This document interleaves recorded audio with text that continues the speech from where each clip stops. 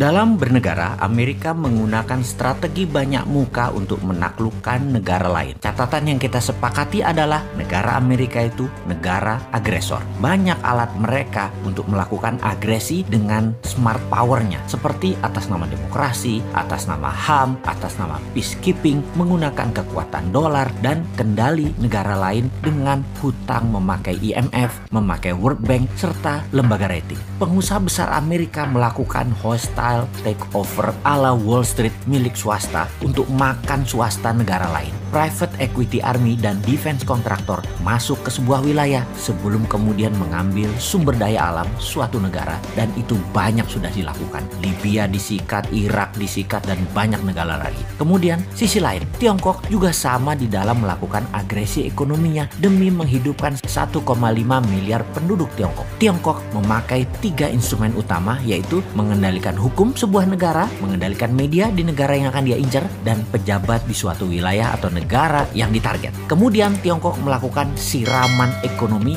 melalui BUMN Tiongkok, uang Tiongkok, SDM Tiongkok, dan teknologi Tiongkok. Indonesia kalau bersama Mardigu Nation New Mind akan juga merubah permainan. Kita tidak akan mau kena instrumen Tiongkok dan tidak akan pakai lagi instrumen Amerika. Jadi ketika mendapatkan mandat siapapun New Mind, maka saran terpentingnya akan diubah pertama-tama adalah posisi Bank Indonesia. Kemudian Kementerian Pertahanan. Kementerian tersebut bukan bertahan dengan menguatkan bedil persenjataan dan mesin perang fisik, namun membangun 5 garda penyerangan. Sungguh, apa yang saat ini manajemennya di Kementerian Pertahanan hanya 1/5 dibandingkan apa yang akan kita bangun dalam Kementerian Perang atau Minister of War atau Department of War ala New Mind. Di negara berdaulat dan negara besar, Kementerian Pertahanan manajemennya dan actionnya sudah berubah sejak 20 tahun yang lalu. Indonesia sudah memiliki banyak panglima, menteri pertahanan, namun sayangnya semuanya old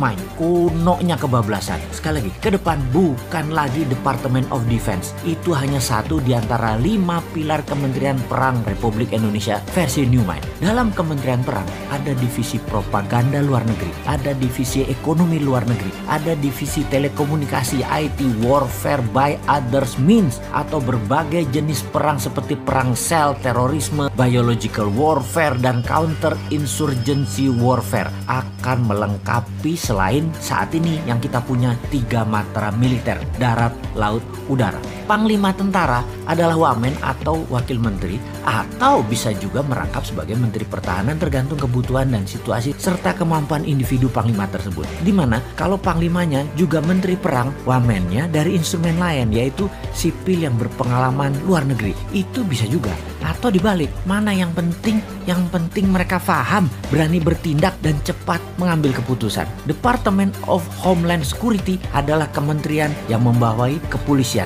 Kepolisian sekarang tidak direct ke presiden, tapi di bawah kementerian. Kementerian Homeland Security dan National Defense Council di bawah Menko Pertahanan, Keamanan, dan Perang, Menko PKP. Ini nomenklatur kementerian baru. 3 pilar Mardigu Nation itu sederhana. Itu diwakili 1 Menko Ekonomi dan SDM, 2 Menko PKP, Hukum dan Politik, dan 3 Menko Kesra dan HAM. Di dalam membangun kekuatan serang, maka pasukan elit Densus Gultor menjadi 1. Densus di dalam, Gultor serang keluar, dan ofensif ke negara lain. Ini di bawah National Security dan Defense Council. Jadi kalau ada kementerian ditambah, pasti ada kementerian yang dikurangi atau ditutup. Maka Kementerian Tenaga Kerja akan jadi Dirjen Tenaga Kerja di bawah Kementerian Pendidikan. Juga Kementerian Pemuda dan Olahraga masuk ke Kementerian Pendidikan. Kementerian Sosial akan hilang, langsung dikasih ke Pemda, dinas sosial di pemerintahan daerah masing-masing. Kementerian Peranan Wanita ditiadakan, masuk di bawah Menko Kesra aktivitasnya. Penggabungan beberapa kementerian juga dilakukan karena keterkaitan lebih mudah koordinasinya di bawah satu payung kementerian. Kementerian daerah tertinggal jadi dirjen di PUPR. Intinya kementerian saat ini akan berkurang 40% jumlahnya. Pastinya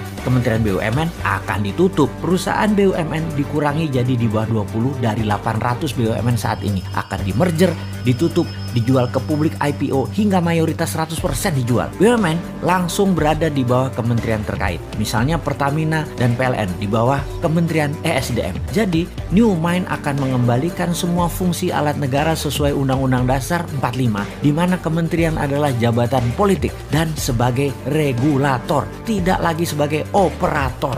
Kemudian pastinya swasta nasional pengusahanya termasuk UKM boleh membangun dan berbisnis sama dengan Pertamina serta PLN. Boleh punya sumur minyak sendiri, penyulingan minyak sendiri, distribusi hingga SPBU. Begitu juga di listrik, bisa membangun power plant sendiri, distribusi transmisi kabel sampai ke konsumen. Percayakah ternyata harga BBM bisa lebih murah dari sekarang, harga listrik bisa lebih murah dari sekarang, serta menjangkau seluruh wilayah Indonesia karena swasta yang bergerak. Makanya New Mind itu heavy on private, kalau Old Mind itu heavy on government. Bersama Old Mind rakyat hanya disuruh nonton serta keprok-keprok tok. Bersama New Mind UKM terbang menaklukkan dunia.